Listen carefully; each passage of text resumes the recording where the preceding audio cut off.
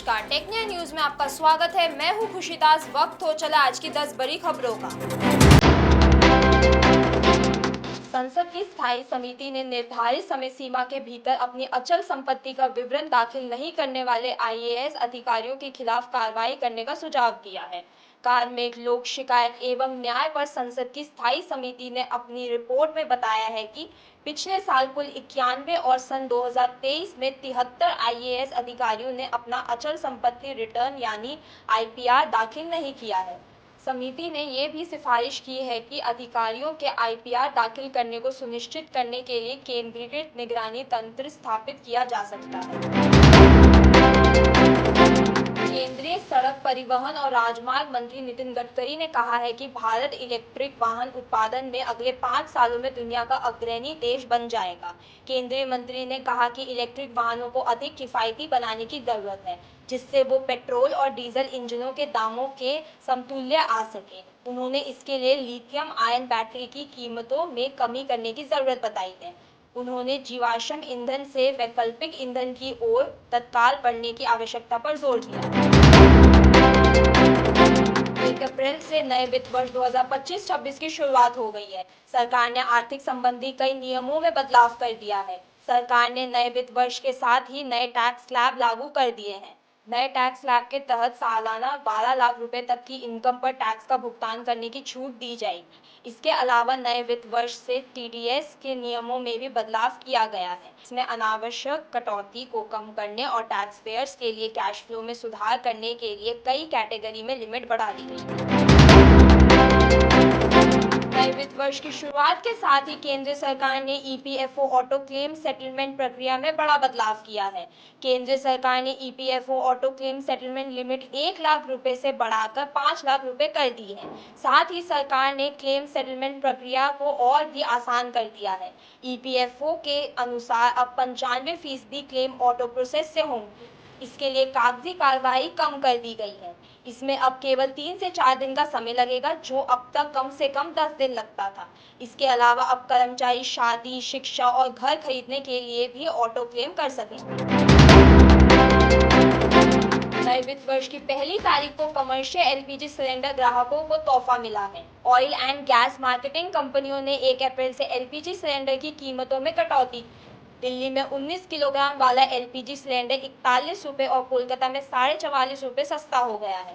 इस कटौती के बाद दिल्ली में 19 किलोग्राम वाले कमर्शियल एलपीजी गैस सिलेंडर की कीमत 1803 रुपये से घटकर 1765 रुपये हो गई है। वहीं घरेलू एलपीजी सिलेंडर की कीमतों में कोई बदलाव नहीं किया गया है। भारत के मीडिया और एंटरटेनमेंट सेक्टर में इनकम के मामले में डिजिटल मीडिया टेलीविजन से आगे निकल गया है। 2024 में भारत में डिजिटल मीडिया ने 80,000 करोड़ रुपए से अधिक की कमाई की है, जो टेलीविजन मीडिया से 12,000 करोड़ रुपए अधिक है। वहीं टेलीविजन मीडिया की कमाई में 2023 की तुलना में बड़ी गिरावट दर्ज की गई है। 2024 में टेलीविजन मीडिया ने कुल 68,000 करोड़ रुपए कमाए हैं, जबकि 2023 में टेलीविजन मीडिया ने 71,000 करोड़ रुपए कमाए।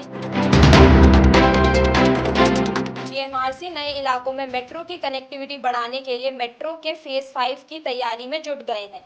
डीएमआरसी ने केंद्र सरकार को मेट्रो फेज 5 के लिए प्रपोजल भेजा है। दिल्ली मेट्रो फेज 5 में 18 नए कॉरिडोर बनाने की योजना है। डीएमआरसी ने सरकार को फेज 5 के पहले चरण में 3 कॉरिडोर और दूसरे चरण में 15 कॉरिडोर का कार्य पूरा करने का प्रस्ताव दिया है। इनके तहत दिल्ली एनसीआर में दिल्ली और नोएडा मेट्रो समेत अन्य कॉरिडोर के बीच कनेक्टिविटी बढ़ेगी।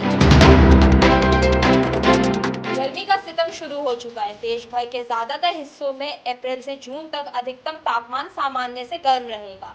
साथ ही मौसम विभाग ने अप्रैल महीने में उत्तर भारत के कुछ हिस्सों में सामान्य या उससे अधिक बारिश होने की संभावना जताई है। मौसम विभाग के अनुसार देश में सामान्य तौर पर 39 mm बारिश होती। इसके अलावा मौसम विभाग के अनुसार केरल और कर्नाटक के कुछ में भूस्खलन होने की संभावना जताई गई।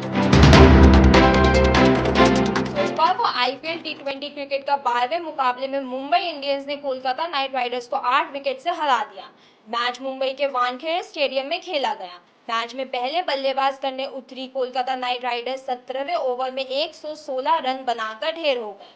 वहीं मुंबई इंडियंस ने 13वें ओवर में ही 2 विकेट गंवाकर आसानी से 121 रन बनाकर मैच जीत लिया। इस दौरान मुंबई के सलामी बल्लेबाज रेयान रिकेल्टन ने 41 गेंदों पर नाबाद 62 रनों की पारी की। और फिल्म इंडस्ट्री के दिग्गज मोहनलाल की फिल्म एल टू एम्पुरान इस साल की सबसे बड़ी वीकेंड ओपनर फिल्म बन गई है।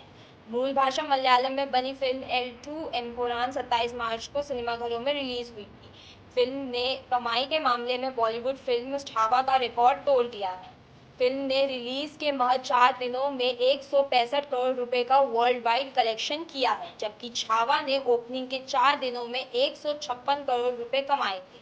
सुकुमारन के निर्देशन में बनी फिल्म एल टू एम्पुरान साल 2019 में आई मोहनलाल की फिल्म लूसीफर का सीक्वल है। आज के लिए बस इतना ही। देखते रहिए टेक न्यूज़ चैनल को लाइक, शेयर और सब्सक्राइब करें।